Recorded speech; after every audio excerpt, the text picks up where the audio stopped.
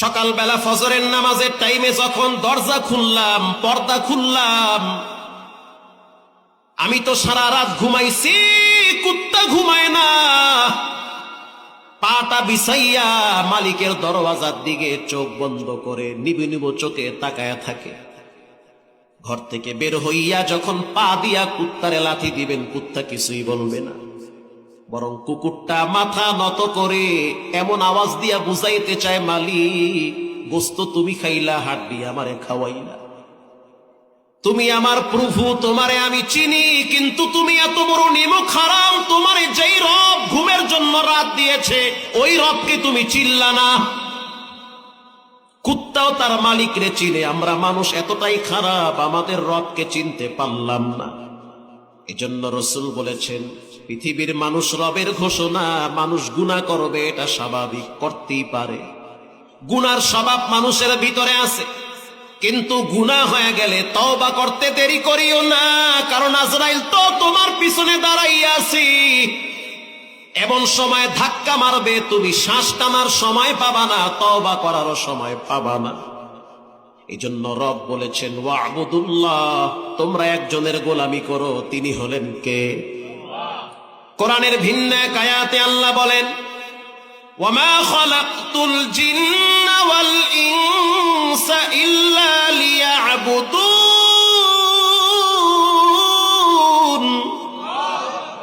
মা খালাকতুল জিন্না ওয়াল ইনসি বিখা जुज़ इबादत निस्ते मक़सूद ज़हा, गरी हरदम बगुयाद अल्लाहू नगुयद टुन टुन टुन टुन टू टू बज़ाहिर सम एमी आयद के टू टू के दर माना बगुयद अल्लाहू। अल्लाह अकबर जोरे बोलें। কোন এক আল্লাহর ওলি বলেছেন, ঘড়ি যে টিক টিক করে শব্দ করে, আওয়াজের মাধ্যমে সে তার রবকে ডাকে। দলিল কোরআন। কোরআনে আল্লাহ বলেছেন, জল পদার্থ যার ভিতরে জান নাই, ওই বস্তুটাও আমি আল্লাহর জিকির করে। যেমন একটা বাঁশ দাঁড়ায় আছে খুঁটি, রবের ওয়াদা, খুঁটিটাও আমি মালিককে চিনে তার প্রশংসা করে। এজন্য সাবধান, রব তোমারে বানাইছে শুধু তার গোলামির জন্য। সারা দিনের ভিতরে নামাজ পড়তে মাত্র 1.5 ঘন্টা লাগে। এই যুবক, কোন শয়তানে তোমার ঠ্যাং টাইনে ধরছে পিছনে? সারা দিনের ভিতরে মোবাইলের সময় দাও, নেতার পিছনে সময় দাও, নেত্রীর পিছনে সময় দাও, পার্টি অফিসে সময় দেওয়া হয়, বন্ধু বান্ধব নিয়ে আড্ডা দেওয়া হয়। অথচ তাকায় দেখো, কত বন্ধু বান্ধব কবরের পথের যাত্রী হয়ে গেছে। কত বন্ধু বান্ধব হুন্ডা অ্যাক্সিডেন্ট করে পঙ্গুতে শুয়ে আছে, মরা পর্যন্ত দাঁড়ায় থাকতে পারবে না। আমি তো মুগদা মেডিকেলের পাশেই জুমা পড়াই, মেডিকেলে দেখছি অসংখ্য যুবক ক্যান্সারে আক্রান্ত হয়ে পড়ে আছে। ভাবতেই পারে নাই যে হায়াত নামের রেলগাড়িটা ঠান্ডা হয়ে যাবে। এজন্য পাক্কা ওয়াদা করে নেন, নামাজ পড়তে হবে একজনের জন্য, তিনি হলেন কে? আল্লাহ। ওয়াবিল ওয়ালিদাইনি ইহসানা, আল্লাহর গোলামির পর 2 নম্বরের হক হলো মা বাবার হক। সুবহানাল্লাহ, কয় কি? আল্লাহকে চিনো, মা বাবাকে চিনো, রবকে চিনো, মা বাবাকে চিনো।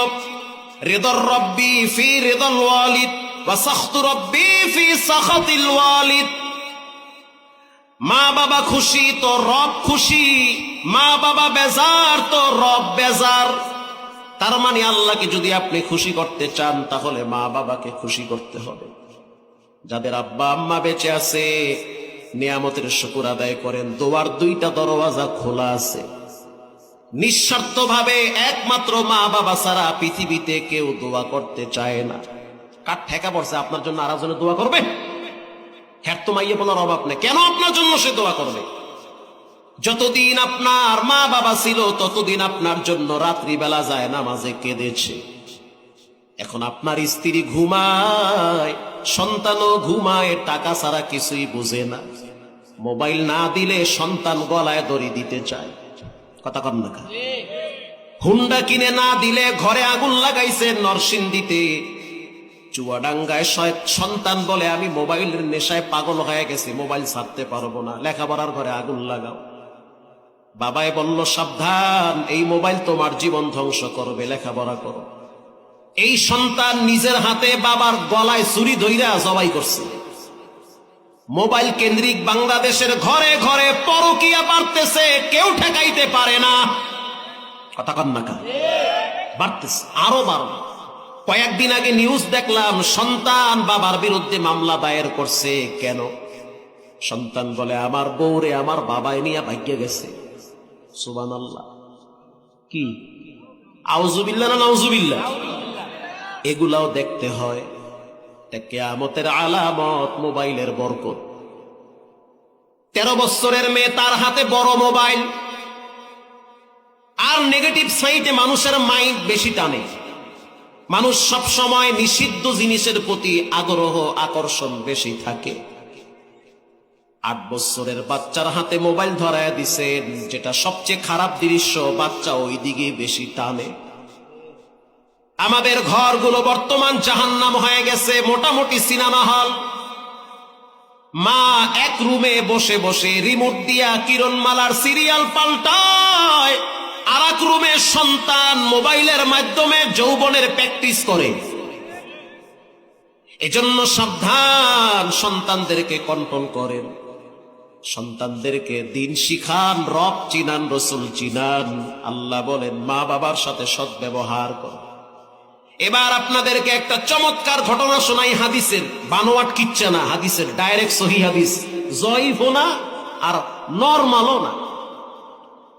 3 জন যুবক সফর শুরু করলো দামেস্কের দিকে। কিছু দূর যাওয়ার পরে 3 যুবক চিন্তায় পড়ে গেল যে আমরা যাব কোথায়, কেন গন্তব্যে যাব, কিন্তু ঝড় তুফান শুরু হয়ে গেছে, মরুভূমির ভিতরে আমরা কোথায় আশ্রয় নিব। 3 জন যুবক সিদ্ধান্ত নিল, আশ্রয় নেওয়ার যেহেতু জায়গা নাই, তাহলে আমরা 3 জনে গুহার ভিতরে আশ্রয় নিব। কষ্ট হয় আপনাদের? তবারক কি দিয়ে দেব? ও আচ্ছা, দেরি আছে। 3 জন যুবক আশ্রয় নেওয়ার জন্য গুহার ভিতরে প্রবেশ করেছে। গর্ত গর্ত। মানুষ এমন এমন সময় বিপদে পড়ে যখন টাকা তাকে বাঁচাতে পারে না, ক্ষমতাও টিকে না। বাঁচানেওয়ালা একজন, তিনি হলেন কে? মানে রবের সাহায্য ছাড়া তার বাঁচার কোনো শক্তি নাই। এবার 3 জন যুবক আশ্রয় নেওয়ার জন্য একটা গর্তের ভিতরে প্রবেশ করেছে। আমি বলি নাই, বলেছেন কে? রাহমাতুল লিল আলামিন মুহাম্মাদুর রাসূলুল্লাহ সাল্লাল্লাহু আলাইহি ওয়াসাল্লাম। তিনি বলেছেন, আশ্রয় নেওয়ার জন্য গর্তের ভিতরে প্রবেশ করলো। প্রবেশ করার পরে একটা বড় পাথর আইসা গর্তের মুখ আটকায় ফেলাইছে। বলেন, এটা হলো গর্ত, আর যদি এই গর্তের ভিতরে আপনি ঢুকেন আর একটা পাথর আইসা যদি মুখ আটকায় দেয়, তাহলে কি আপনি শ্বাস টানতে পারবেন? অক্সিজেন যাবে? যাবে। 3 জন যুবকের সেম একই অবস্থা।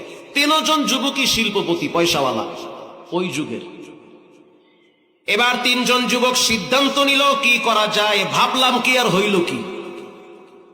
মানুষ ভাবে একটা হয় আর একটা, মানুষ ভাবে একটা হয়ে যায় আর একটা। মানুষ ভাবে এটা করব, ওটা করব, এই করব, সেই করব। আল্লাহ কয়, দাঁড়া, ঈদের আগেই তোরে কবরে আনতে আসি। এবার 3 জন যুবক চোখের পানি ছেড়ে কাঁদে আর বলে, আল্লাহ, এমন একটা জায়গায় বিপদে পড়ছি, টাকাও কাজে আসতেছে না, স্বর্ণ মুদ্রাও কাজে আসে না, ক্ষমতাও কাজে আসে না, তোমার সাহায্য ছাড়া গতি নাই।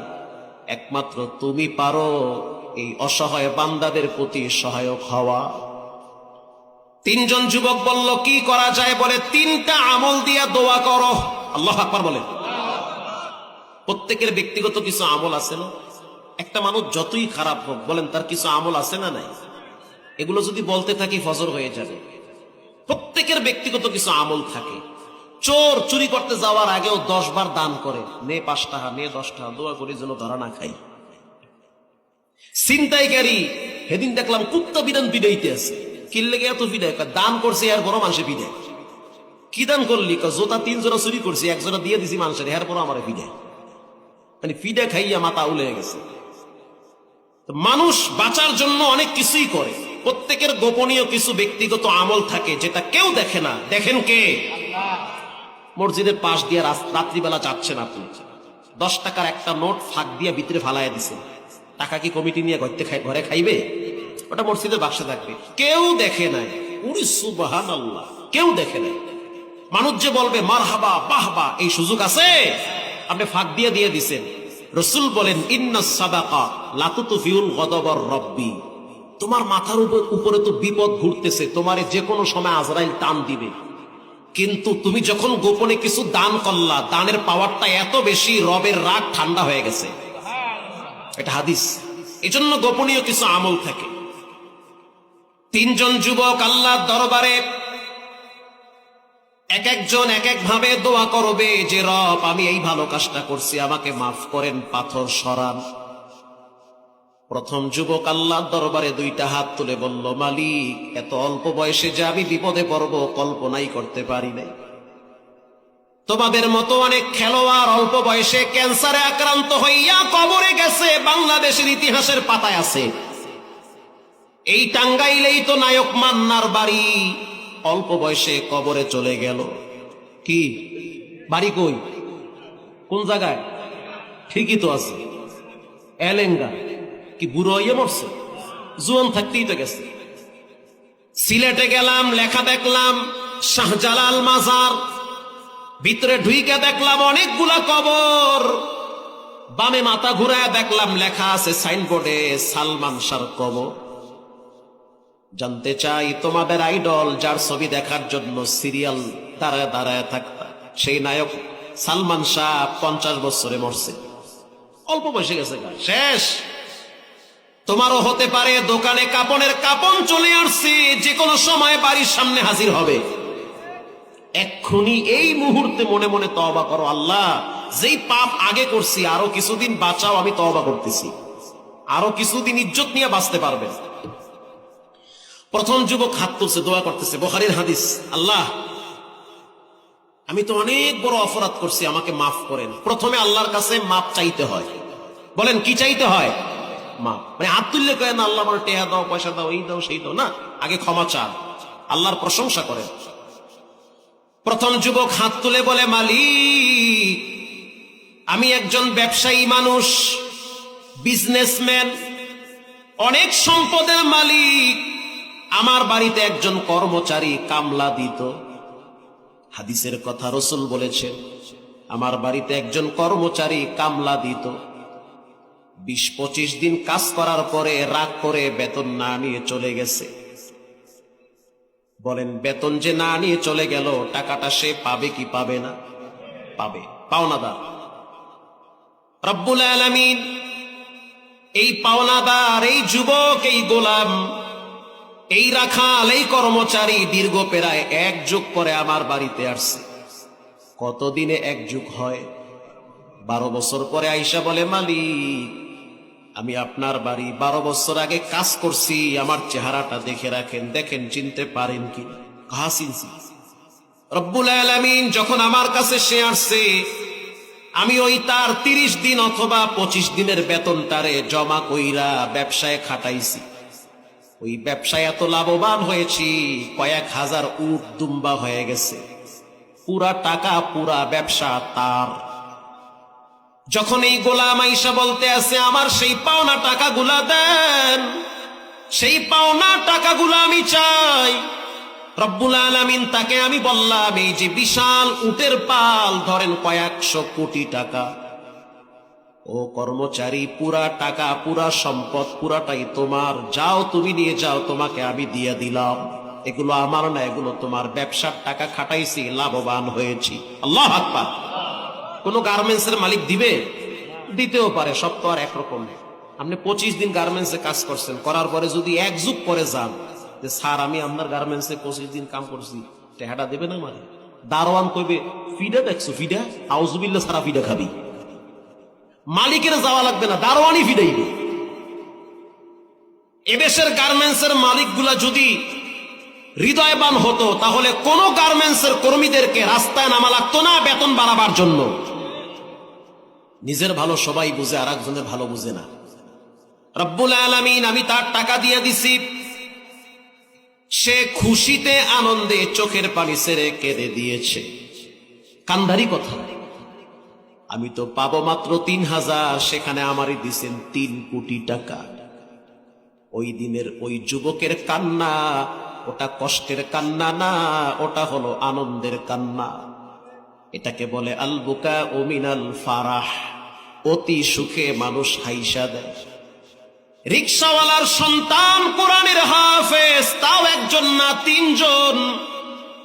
রিকশাওয়ালা যেদিন দেখলো তার 6 বছরের 9 বছরের বাচ্চার মাথায় পাগড়ি পেঁচাইতেছে, রিকশাওয়ালা দাঁড়ায় দাঁড়ায় কান্দি।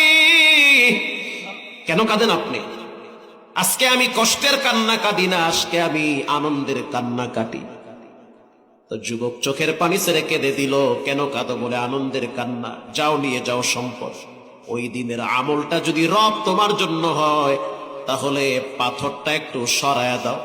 নবীজি বলেন, বলার সাথে সাথে 1/3 অংশ, মানে পাথরটা একটু করে সরে গিয়েছে। আরো জোরে সুবহানাল্লাহ। আল্লাহ, ভালো একটা কাজ করছি আমি শুধু তোমার জন্য, ইখলাস একমাত্র আল্লাহর জন্য। আমি চাইলে তারে 1 মাসের বেতন দিয়া বিদায় দিতে পারতাম, কিন্তু না, তার পুরা ব্যবসাটা বুঝাইয়া দিছি। রাসূল বলেন, বলার সাথে সাথে পাথর একটু সইরা গেছে, ভিতরে হাওয়া বাতাস ঢুকতেছে। দ্বিতীয় যুবক আল্লাহর দরবারে কোনায় বসে হাত তুলছে, আল্লাহ আমারেও বাঁচান, আমিও তো চিপার মধ্যে পড়ছি, কিন্তু আমার জীবনে একটা ভালো আমল আছে। জীবনে আমি অনেক অন্যায় করছি, অনেক পাপ করছি, কিন্তু জীবনে কিছু ভালো কাজও করছি। আজকে আমারে বিপদে ফেলায়া রাইখেন না, কষ্ট দিয়েন না। বড় কষ্টে আছি, শ্বাস টানতে কষ্ট হয়, খানাও নাই, পানিও নাই, কতক্ষণ এই গর্তের ভিতরে আমি থাকবো রে আল্লাহ। চোখের পানি ছেড়ে কানতে আছে আর বলতে আছে, মালিক আমার জীবনে একটা ভালো আমল আছে। আমি আমার চাচাতো বোনকে সবচেয়ে বেশি ভালোবাসতাম। হাদিসের কথা। আমার চাচাতো বোন দেখতে অনেক সুন্দর, সুশ্রী, রূপবতী, গুণবতী, সৌন্দর্যের কোনো কমতি নাই। আমি আমার চাচাতো বোনকে বিশাল পছন্দ করতাম। একদিন আমি চাচাতো বোনের ঘরে ঢুকছি, ঢুইকা দেখলাম আমার চাচাও নাই, চাচিও নাই। আমি পূর্ণ স্বাধীনতা পাইলাম, সুযোগ পাইছি। প্রথমে আমি আমার চাচাতো বোনকে প্রস্তাব দিছি, খারাপ প্রস্তাব। চাচাতো বোন বলল, ইন্নী আখাফুল্লাহ, আমি একজনরে ডরাই, তিনি হলেন কে? আমি আল্লাহরে ডরাই। হর কে দারত খৌফে হকদর দিল মাদাম, জন্নাতুল মাওয়া দেহা দুরা মাকাম, জুজবা হকচি যে মুখাতিং সোজা ফজলে উআ মস্তে দরজুম লা জাহা। মারহাবা বলেন। আমি আল্লাহরে ডরাই, আমার সতীত্বকে আমি ঠিক রাখতে চাই। আমি নষ্টা আর ফষ্টা নায়িকা হতে পারি না। আমি আয়েশা সিদ্দিকার উত্তরসূরি। আল্লাহু আকবার। এলাকার মা বোনেরা শুনে নেন, যুবক দোয়ার মধ্যে বলতে আছে, আল্লাহ যখন আমার চাচাতো বোন বলল তোমার এই প্রস্তাব আমি ডিনাই করলাম, সম্ভব না। 1 বছর পর দেশের ভিতরে দুর্ভিক্ষ দেখা দিয়েছে, চাচাতো বোনের ঘরে খাবার নাই, সে বড় কষ্টে আছে। আমার কাছে আসলো নিরুপায় হয়ে। আয়েশা বলল, চাচাতো ভাই কিছু টাকা ধার দাও, বিপদে পড়ছি, পেটে খাবার নাই। সে দোয়া করতেছে, রব্বুল আলামিন আমি তাকে টাকা দিয়েছি মাগার শর্ত দিয়া। কি শর্ত? শর্ত হলো তোমাকে আমি 200 স্বর্ণ মুদ্রা দিলাম, শর্ত হলো আমার সাথে পার্সোনাল সময় কাটাতে হবে। কুপ্রস্তাব দিয়েছি। আমার ওই চাচাতো বোন রাজি হয়ে গেছে। কি করবে? দেওয়ালে পিঠ ঠেকে গেছে। আমার ভাষা কি বুঝেন? 1 বছর আগে রাজি হয় নাই, 1 বছর পরে কি রাজি? কেন? টাকা লাগবে। রব্বুল আলামিন আমি আমার চাচাতো বোনকে নিয়ে একটা ঘরের ভিতরে চলে গেছি। দরজা লাগাইছি, জানলাও লাগাইছি, একটা ছিদ্র আমি খোলা রাখি নাই, প্রত্যেকটা ছিদ্র আমি আটকায় দিছি। এরপরে আমি যখন আমার চাচাতো বোনের শরীরে টাচ করব, তখন আমি দেখলাম আমার চাচাতো বোনের চোখের পানি বায়া বায়া পড়তেছে। আমি বললাম, কেন কাঁদো? চাচাতো বোন বলতে আছে, কেন কাঁদি বুঝো না? এই দেহে কোনোদিন পরপুরুষের হাত লাগে নাই। আজকে তুমি আমার সাথে যেই কাজটা করতে চাচ্ছ, নিঃসন্দেহে এটা জঘন্যতম খারাপ কাজ। আমি রাজি আছি, পূর্ণ স্বাধীনতা দিলাম, যা ইচ্ছা করতে পারো। তবে মনে রাখবে, ইয়াউমা ইদিন তুহাদ্দিসু আখবারাহা, এই মাটি বিচারের ময়দানে রবের সাথে কথা বলবে। যেই মাটিতে দাঁড়াইয়া পাপ করবা, সেই মাটিও একদিন কথা বলবেন। যার সাথে কথা বলবে তিনি হলেন কে? রব্বুল আলামিন। দোয়া করতেছে, কি কথা খেয়াল আছে আপনাদের? দোয়া করতেছে, আল্লাহ বাঁচান। রব্বুল আলামিন যখনই আমার চাচাতো বোন বলল যে আল্লাহর আদালতে দাঁড়াতে হবে, তখন আমার হাত পায়ের পশম ঠান্ডা হয়ে গেছে। আমি যেই কাপড় খোলার জন্য হাত বাড়াইছি, টাচ করি নাই, হাতটা আমি গুটায় ফেলাইছি। রব তোমার ডরে। রব্বুল আলামিন 200 স্বর্ণ মুদ্রা তাকে আমি দিয়েছিলাম, পুরাটা তাকে আমি দান করে দিয়েছি। আর আমি বললাম, দরজা খুইলা দিছি, চইলা যাও, তোমার সাথে আমি জিনা ব্যভিচার করব না, কারণ রব আমারে দেখে। আল্লাহ, যদি আপনি মনে করেন ওই দিনের কাজটা তোমার জন্য হয়েছে, পাথর সরান। নবীজি বলেন পাথরটা অর্ধেক সইরা গেছে, আল্লাহর জন্য হয়েছে। আজকের এই মাহফিলের পিছনে যে সমস্ত যুবকরা কষ্ট করেছে, এটা একটা পুঁজি। জীবনে কোনোদিন বিপদে পড়লে বলতে পারবা, রব তোমার জন্য, কোরআনের জন্য কিছু শ্রম দিয়েছি, যদি পছন্দ হয় বিপদ থেকে বাঁচায়া দাও। আল্লাহু আকবার বলেন। বাকি আছে কয়জন? কয়জন? একজন। 3 নম্বর যুবক, পাথর কি সব গেছে? অর্ধেকের বেশি গেছে। এখনো 3 জন বের হতে পারবে না, মাথা বের হবে, মাগার বডি বের হবে না। 3 নম্বরের যুবক হাত বাড়ায় বলতে আছে, আল্লাহ 2 জনের কথা তো আপনি শুনলেন, তাদেরকে ভালোবাসছেন, পাথর সরাইছেন, এখন আমার পালা। আমি খুব ভালো একটা মানুষ না, আমি একজন পাপী গুনাহগার। আল্লাহর কাছে নিজেকে পাপী বলে পরিচয় দেওয়া লাগে। যেই নবীর কোনো গুনাহ নাই, সেই নবীও প্রতিদিন আল্লাহর কাছে 100 বার তওবা করত। কথা কন না কা? 100 বার তওবা করত। রাসূল বলেন, আত্তাইবু মিনাদ যামবি কামাল্লা যামবালা, যে তওবা করে তার অতীতের সব গুনাহ বাচ্চাদের মতো মাফ করে দেয়। 3 নম্বর ব্যক্তি হাত তুইলা বলতে আছে, মালিক আল্লাহুম্মা কানা লি আবাওয়াহা শাইখান কাবীরা, রব্বুল আলামিন আমার ঘরে 2 জন মানুষ আছে, এই 2 জনরে আমি বড় ভালোবাসি। একজন হলো আমার জন্মধারিণী মা, গর্ভধারিণী মা, আর একজন হলো আমার জন্মদাতা বাবা। এই মা আর বাবারে আমি সবচেয়ে বেশি ভালোবাসি। আমি প্রতিদিন সকালবেলা দুধ দহন করে মায়েরে পান না করাইয়া বাচ্চাদের মুখে দুধের গ্লাস দেই না। আল্লাহু আকবার। রব্বুল আলামিন আমার আব্বা আম্মা 2 জন বুড়া বুড়ি হয়ে গেছে, চলতে কষ্ট হয়, নিজের হাতে বাবার পায়খানা প্রস্রাবের খাতা সাফ করি, কারণ আমি ছাড়া আমার মা বাবার কেউ নাই। যদি প্রস্রাব পায়খানার বিছানায় পড়ে থাকে, কেউ সাফ করবে না। যদি আমি না খাওয়াই, মা খেতে পারবে না। আমার মা বাবারে আমি যথেষ্ট পরিমাণ ভালোবাসি। আমি একদিন একটা গাছ কেনার জন্য নদী পার হয়ে ওপার গিয়েছিলাম। আস্তে আস্তে অনেক রাত হয়ে গেছে, আইসা দেখি মাও ঘুমায়, আব্বাও ঘুমায়। বলেছেন মুহাম্মদুর রাসূলুল্লাহ সাল্লাল্লাহু আলাইহি ওয়াসাল্লাম, মা বাবা 2 জনেই ঘুমায়। রব্বুল আলামিন আমি দুধের গ্লাস নিয়ে আইসা দেখি মাও ঘুমায়, বাবাও ঘুমায়। ইন দি মিন টাইমে আমার সন্তানরা সজাগ হয়ে গেছে, বাবার আওয়াজ পায়। সাধারণত সন্তানরা বাবার ভক্ত বেশি হয়। যাদের ঘরে মেয়ে আছে, মেয়েরা বাবার কাছে বেশি আবদার করে। কথা কন না? ছেলেরা যত আবদার সব মায়ের কাছে, বাবার কাছে ডরে যায় না। আমার মেয়ে আমার ছেলে সজাগ হয়ে গেছে, কারণ বাপ যখন ঘরে ঢুকে তখন সন্তানের নাকে বাবার ঘ্রাণ পায়। সন্তানগুলা আইসা আমারে জড়ায় ধইরা বলতে আছে, আব্বু আজকে তো আমাদেরকে বকরির দুধ খাওয়ান নাই, খিদা লাগছে, তাড়াতাড়ি দুধ আমাদেরকে খাওয়ান। ও মালিক, আমি বাচ্চার মুখে দুধ দেই নাই, আমি নিয়ত করছি মায়েরে খাওয়াবো, আব্বারে খাওয়াবো, তারপরে বাচ্চাদেরকে খাওয়াবো। সারা রাত আমি ফজর পর্যন্ত দাঁড়ায় ছিলাম মায়ের মাথার কিনারায়। মা যখন জাগ্রত হয়েছে, বাবা যখন সজাগ হয়েছে, তখন তাকায় দেখলো সন্তান দুধের গেলাস নিয়ে দাঁড়িয়ে আছে। তখন আমার মা আমার জন্য দোয়া করেছে, রব্বুল আলামিন ওই দিনের আমলটা যদি তোমার কাছে পছন্দ হয় তাহলে পাথর সরায়া দাও। বলার সাথে সাথে পুরা পাথরটা ওখান থেকে সরে গিয়েছে।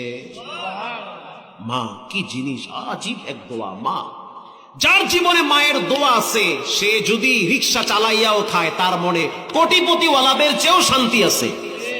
মা এক আজীব জিনিস।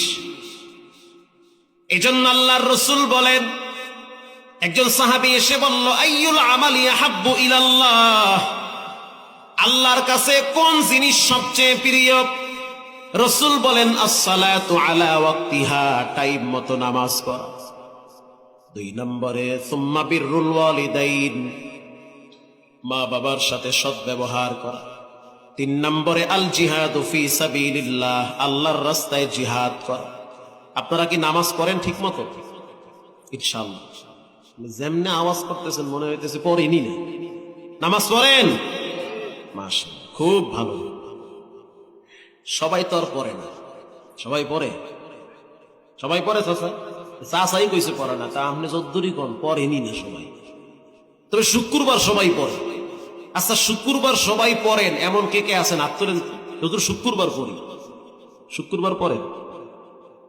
চিন্তা করতেছে কোনটা কইয়ে কোন বিপদে পড়বো। শুক্রবার পড়েন না? জুমার নামাজ পড়েন? মাশাআল্লাহ। আচ্ছা, শুক্রবারও পড়েন না এমন কেউ আছেন যে হুজুর আমি 5 ওয়াক্ত তো পড়ি না, শুক্রবারও পড়ি না? আছে? ওই হ্যাঁ বলে মেলা আছে। এটা কোনো কথা? কই আইছি ওয়াজ করতে বলি, শুক্রবারও পরে নামাজ পড়ে না। আচ্ছা, এবার কথা, আসল কথায় আসেন। নামাজিওয়ালাদের ভিতরে 3 কোয়ালিটি।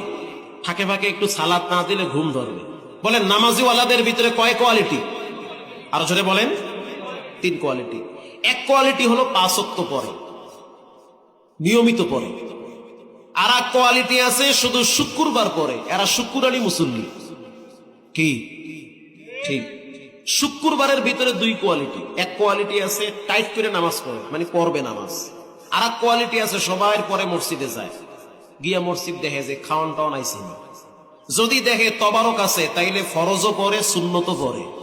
সুন্নত পইরা নফলও পড়ে। জান না কাবাই মসজিদ না, আল্লাহর ঘর না, বয়া থাকলে সওয়াব আছে। কির সওয়াব? তবারকের লেগে বয়ে রয়েছে। কি চাচা কথা ঠিক না? উনি কইছে ঠিক, তার মানে ঠিক। এটা এই গেল কয় কোয়ালিটি? 2 কোয়ালিটি, শুক্র আলী 5 ওয়াক্ত। তৃতীয় কোয়ালিটি হলো এরা সারা জীবন নামাজ পড়বে না, কিন্তু হঠাৎ মাঝে মাঝে পড়বে। যেমন নির্বাচনের সময় দেখতেন এক নেতা আসরের নামাজ 3 মসজিদে পড়বে। কি আসতে বলবেন না, জোরে বলেন ঠিক না ব্যাঠিক? টুফি 3টা রাহে পকেটে, হুজুরের দ্বারে গিয়ে কয় ফু দেন, 3টা মারবেন একসাথে ফু। যাই হোক, কথা হলো যে হঠাৎ মুসল্লি, 5 ওয়াক্ত মুসল্লি, শুক্র আলী মুসল্লি, হঠাৎ মুসল্লি, মরার ডরে হঠাৎ নামাজ পড়ে। লঞ্চে বরিশাল যাচ্ছি, কষ্ট হচ্ছে নাকি আপনাদের? লঞ্চে বরিশাল যাচ্ছি, তো লঞ্চে ঢুকে দেখি তাস খেলায় অনেকে, আবার কেউ লুডু খেলায়, কেউ ক্যারাম বোর্ড খেলায়, কেউ টিভি দেখে। ইশারের নামাজের সময় দেখলাম হারাবাড়ি 150 মানুষ, অথচ 3000 যাত্রী আছে লঞ্চের ভিতরে। ধরেন না হইল 1500 আছে পুরুষ, এই 1500-র মধ্যে ধরেন 500 ছেলে মেয়ে, আর বাকি 1000 তো স্ট্রং যুবক, মুরব্বী, প্রাপ্তবয়স্ক। এদের উপরে নামাজ ফরজ হয় নাই, কিন্তু যাইবে না। এরা টাস খেলাইবে, লুডু খেলাইবে, বিড়ি খাইবে, কলা খাইবে, রুটি খাইবে, ঘোরো গারো খাও, জীবন পার করো।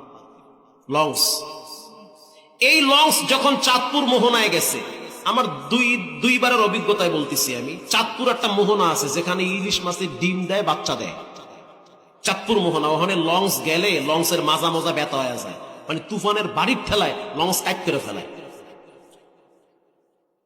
রাত তখন বাজে 2টা, হঠাৎ তাকায় দেখলাম লঞ্চের ভিতরে দরজা খটখট শব্দ করে। আরে এত জোরে শব্দ করে কেনা? জানলা খুইলা তাকায় দেখলাম তুফানে বাড়ি মারতেছে নিচে, বাড়ির আওয়াজ উপরেও উঠে, পানি উপরেও উঠা যায়, 3 তলা 4 তলায় উপরে পানির হালকা ছিটা উঠে। তুফানে এরকম বাড়ি দেয় না? কিছুক্ষণ পর বুঝতে পারলাম লঞ্চ একবার ডাইনে যায় আবার বামে যায়। ওই সময় রুহুতে পানি থাকে? আপনার তো থাকবে, আপনার রুহু তো শক্ত রুহু না, আমার রুহুতে তো পানি নেই, আমি তো ডরুয়া। যখন বুঝতে পারলাম নিচে চিল্লা চিল্লি হইতেছে, বাচ্চারা চিৎকার মারতেছে, বাঁচাও, এই বুঝি পানির তলে গেলাম। ওই সময় দেখলাম কয়েকজন মুরব্বী লম্বা তসবি নিয়া 4 তলায় উঠা বলে, হুজুর পশ্চিম কোন দিকে? পশ্চিম কোন দিকে? এতক্ষণ আর টাস খেলাইছে, এখন যেই হঠাৎ মরার ডর ঢুকছে, এখনকার পশ্চিম কোন দিকে? আমি কই পশ্চিম উপরের দিকে, ওই দিকে। ফাওয়াল্লি ওয়াজহাকা শাতরাল মাসজিদিল হারাম, উপরের দিকে মসজিদ। কে আমার লাগে কি মজা নেন হুজুর? কি করবো কম? এশারের সময় আইছেন না? আই নাই। কেন আন নাই? কি করছে? করছি, সাপ মারছি। সাপ? কি সাপ মারছেন? কয় টাস খেলাইছি। এশারের সময় ডাকলাম, আইলেন না। এখন তসবি নিয়ে এখন পশ্চিম কোন দিকে, হঠাৎ নামাজ, তার মানে মরার ডরে নামাজ পড়ে। এরকম নামাজ পড়লে হবে? হবে না। 3 বন্ধু পদ্মা নদী পাড়ি দিবে। নদীর মাঝখানে যাওয়ার পরে নৌকা লড়াচড়া শুরু হয়ে গেছে। এরা কিন্তু সবাই শুক্কুরালি মুসল্লি। এবার চিন্তায় পড়ে গেল নৌকা বুঝি পানির তরে যাবে। 3 জনে পরামর্শ করলো কি করা যায়। বলে বাঁচার কোনো রাস্তা নাই, মরাই লাগবে, নেটওয়ার্ক পায় না। আর আমাদের নৌকাটা আস্তে আস্তে মেঘনার মোহনার দিকে যাচ্ছে, মাঝখানে কুমির আছে, লেজ দিয়া বাড়ি মারলে কুমিরের পেটে যাওয়া লাগবে। কি করা যায়? বলে মরা লাগবে, শিওর কনফার্ম। তার চেয়ে মরার আগে মরলে কি হইবে? একজনকে মরলে কি হইবে? মরলে তো আল্লাহর কাছে যাওয়া লাগবে, আল্লাহর লাগে দেখা হইবে। প্রথম দেখা হইবে আজরাইলের লাগে। পুরে আল্লাহ কয় কি? এরপরে শাস্তি তো আছে। এটি শোনার পরে আরো ডর ঢুকছে ভিতরে। নামাজ মরার পরে প্রথম হিসাব হবে নামাজের। বলেন কি হিসাব? নামাজ। 3 জনে পরামর্শ করলো যেহেতু মারা যাব তাহলে জীবনের শেষ নামাজটা পড়ি। এটা কয় মরার ডরের নামাজ। কিসের নামাজ? মরার ডরে। এবার এই 3 বন্ধু চিন্তা করলো কে নামাজ পড়াবি, যেটা বেশি ফটর ফটর করে হেডারের সামনে দেয়। কিছু পণ্ডিত আছে না, আউজুবিল্লাহ নাউজুবিল্লাহ বোঝে না, কয় হুজুর আবু জেহেলের নানির আব্বার নাম কি? আবু জেহেলের নানির বাপের নাম কি? আছে না নাই? সামনে গেছে আল্লাহু আকবার। কুল ইয়া আইয়ুহাল কাফিরুন। আরে থামেন না। যেই কইছে কাফিরুন, পিছনে যেই 2 জন খাড়াইছে এরাও কিন্তু মুসল্লি, এরাও কিন্তু ওই যে সিজনাল মুসল্লি, হঠাৎ নামাজ। এরাও কিন্তু অত নামাজ কালাম বোঝে না। যেই কইছে কাফিরুন, তুফানে মারছে বাড়ি। ঝড়ে বক মরে ফকিরের কি চাচা কি বারে? কেরামতি বারে। যখনই বাড়ি মারছে নৌকা তো ছিটকে গিয়ে আর এক দিকে গেছে। নৌকার নিয়ম হইলো বাড়ি মারলে এইভাবে গিয়ে আর এক দিকে জায়গা ভাসতে থাকে। ওরা চিন্তা করলো আসালাম এহিনে গেছি ওই দিকে, মানে কি? 2 জন একজন আরেকজনকে কন্ন দিয়ে গুঁতে দিয়ে কয় শক্ত ইয়ে খারাইশ, তুফানে বাড়ি মারছে। বলেন নামাজে এটা বললে নামাজ থাকে? থাকে না। এ বলতে আছে এত সূরা তুইয়া ও সূরায় কাফিরুন লইছে কা? এমনি তো আল্লাহ কাফের গুফরে খেপা, আরো কয় কাফিরুন। বলেন নামাজ কি আছে? হাইসেন না। আমি মক্কা শরীফেও দেখছি বাঙালি নামাজে খারাইয়ে কথা কয়, আমি নামাজে আছি পরে ফোন দিস। মানে সে বুঝে না যে নামাজে দাঁড়াইলে কথা বললে নামাজ নষ্ট হয়। এমনও মুসল্লি দেখছি নেয়াজ বান্দা ঘড়ির দিকে ছায়া থাকে, কথা কন না কা? এটা তো অবাস্তব কিছুই না, বাস্তব এগুলো। পাশের দায় কইতে আছে এই মগা নামাজে কথা কইলে নামাজ থাকে, চুপ কর, অন নামাজ আছে, কথা কন না কা? ইমাম সাহেব পিছনে ফিরে কয় ও কথা কইছে কইছে, তুই কইছো কা? নামাজ কারো আছে? শেষ। মুকুম চুস্তি নামাজে পানজে গানা ফাওয়াইলুল লিল মুসাল্লিনাল্লাযীনা, নামাজ পড়তে হবে সাল্লু কামা রাআইতুমুনি উসাল্লি, নবী যেভাবে সালাত আদায় করছে সেভাবে করতে হবে। লম্বা সময় রুকু করো, লম্বা সময় সিজদা করো। নামাজের ভিতরে একজনের ভয় লাগবে, চিৎকার বেড়ে বলেন তিনি হলেন কে? নেতার সামনে দাঁড়ায় বারবার মাথা নত করেন, জি স্যার, জি জি স্যার কইতে কইতে মানে পারেন আব্বা কইতে। আর যখন সে নামাজে দাঁড়ায় তখন এমন ভাবে দাঁড়ায় মনে হয় পুরা জিন্দিগির অলস কোম্পানির ম্যানেজার দাঁড়াইছে, মানে আত্মা ঝাড়িয়ে দিয়ে খারাইছে, গার বেহা করে মানে ঘুমাইয়ে যায়। স্ট্রং ভাবে দাঁড়াও, তুমি তো রবের সামনে দাঁড়িয়েছো। وَإِذَا قَامُوا إِلَى الصَّلَاةِ قَامُوا كُسَالَى يُرَاءُونَ النَّاسَ।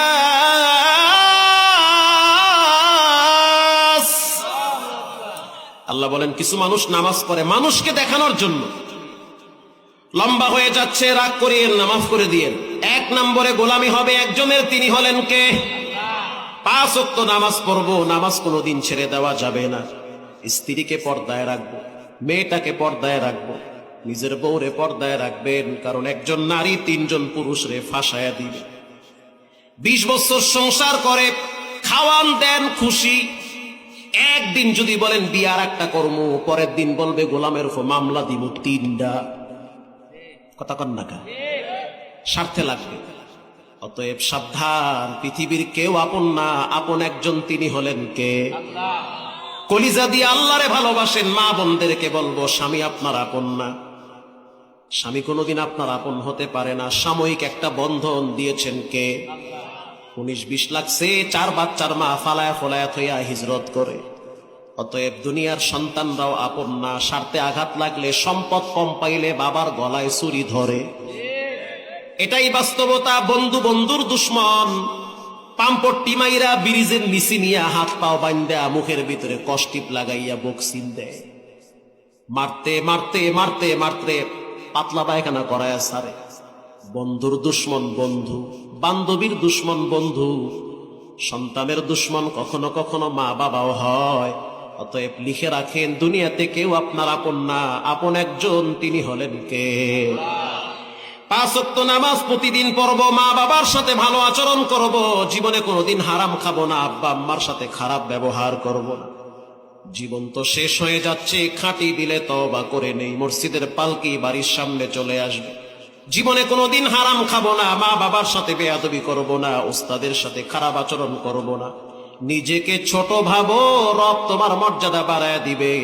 পাক্কা নিয়ত করে নেন, জীবনে কোনোদিন রোজা ছাড়বো না, হারাম খাবো না, আব্বা আম্মার সাথে খারাপ আচরণ করব না। দিলটা যদি ভালো থাকে, তওবার নিয়তে 2টা হাত আল্লাহকে দেখায়া দেন, নারায়ে তাকবীর।